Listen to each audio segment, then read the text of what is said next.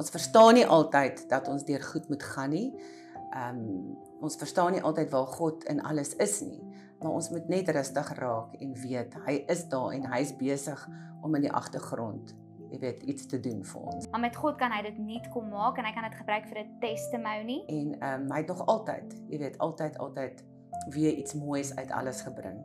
Maar jy kan nie op grond van wat met jou gebeur, jou sukses, jou trauma, gebeurtenisse, hoe mense hanteer, jou emosie, hoe jy voel, in God se karakter inklim nie, want hy's consistent. Rachel, ja, weet jy, mense kan nooit jou rug op die Here draai nie. En omdat ek al gesien het wat hy in my lewe vir my beteken het en in moeilike tye wat ek deurgegaan het ek altyd net hom gehad om na toe te draai. Dit voel baie keer ons blameer God vir al ons swak besluite of ons ongeduld of ons impulsiewe besluite en dit lei toe dat ons seer kry en onsself in situasies sit wat hy dalk nooit vir ons beplan het nie.